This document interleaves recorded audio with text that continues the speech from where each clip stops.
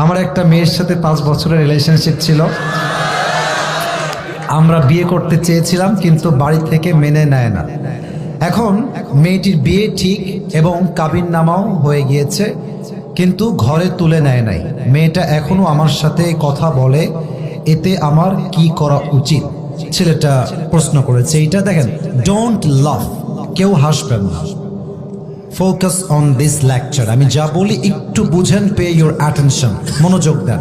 দেখেন, আমি প্রত্যেকটা মেয়েকে বলবো, প্রত্যেকটা যুবককে বলবো, যে যাকে পছন্দ করবা সে তাকেই বিয়ে করবা। এটাই হচ্ছে রাসূলের সুন্নাহ। দেখো, একটা মেয়ে যদি অন্য কোনো ছেলেকে পছন্দ করে, বাবা মা যদি সেই মেয়েকে আর এক ছেলের সঙ্গে জোর করে বিয়ে দেয়, তবে মেয়েটা কখনো সংসার জীবনে সুখী হতে পারে না, তার মনটা ওখানেই থেকে যায় আজীবনের জন্য। তবে একটা কথা, আমি এখানে স্যার আছেন, দে আর ভেরি রেসপেক্টেড পারসন, অনেক সম্মানিত ব্যক্তিবর্গ এখানে বসে আছেন, বলতে যদিও লজ্জাবোধ করছি, but I have to talk about the reality, what's going on in the society. যা হচ্ছে আমার দায়িত্ব সেটা বলা। আজকালকার হাজার হাজার যুবক তার পছন্দের মেয়েকে বিয়ে করতে পারে না জাস্ট টাকার জন্য। যুবক ভাই, আজকে এই জাস্ট টাকার জন্য হাজার হাজার পুরুষের পছন্দের মেয়ে অন্য বাড়ির বউ হয়ে যায়। এজন্য আমি আমার প্রত্যেকটা মেয়ের বাবাকে বলবো, আপনার মেয়ের জামাই হিসেবে যার টাকা আছে হি ইজ নট বেস্ট, যার বাড়ি আছে হি ইজ নট বেস্ট, যার বিশাল বড় কোম্পানি আছে হি ইজ নট বেস্ট। আপনার মেয়ের জন্য সবচেয়ে বেস্ট হচ্ছে সেই যুবক যে রাসূলের সুন্নাহ অনুযায়ী জীবনকে গড়েছে। আর আমি অবাক হয়ে যাই মেয়েদেরকে দেখলে।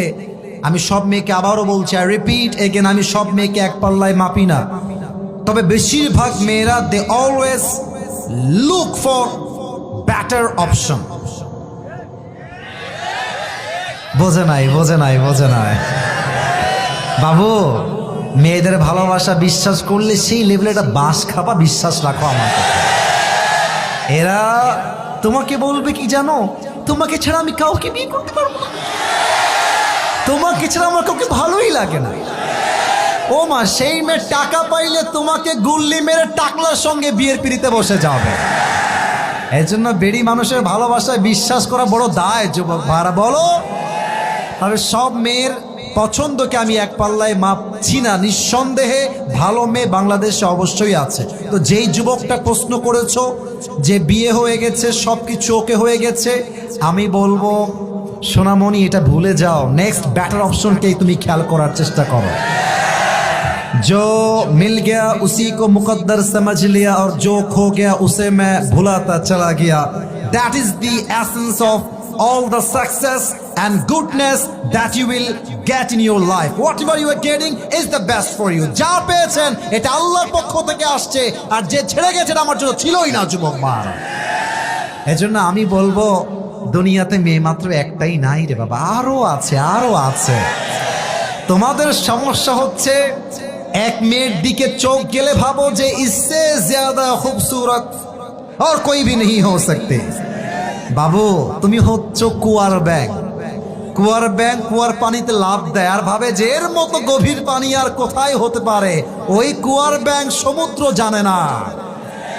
তো তুমি সিরাজগঞ্জে থেকে ওই মেয়ের পাল্লায় পড়ে জীবনটাকে নষ্ট করে দিও না। কোন মেয়ের জন্য আমার ক্যারিয়ার নষ্ট হবে না। মাথায় রাখতে হবে, আমি পুরুষ মানুষ, আমার মনটা পাথরের মতো শক্ত।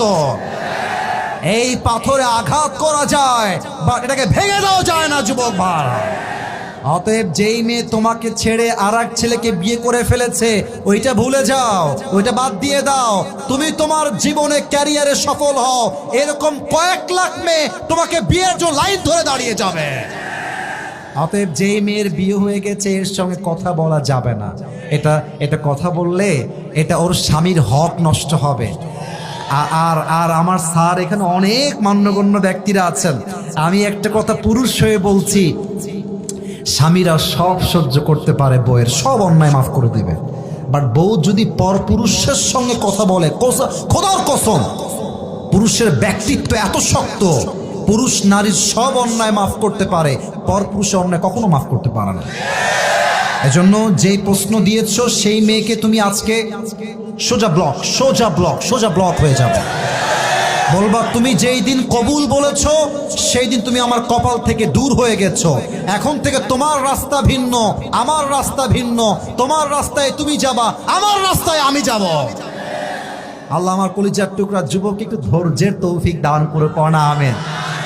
আবেগ একটু বেশি তো ওরা বলে যে তুম চলে গে মে কভি ভি শাদি नहीं करूंगा।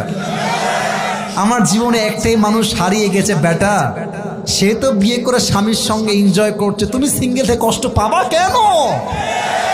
সে এনজয় করবে, তাকে দেখে জেলাস হওয়ার দরকার নাই। সে একটা বিয়ে করেছে, তার জন্য একটা হালাল। তুমি মেয়েরা বেটা মানুষ, তোমাদের চারটা হালাল।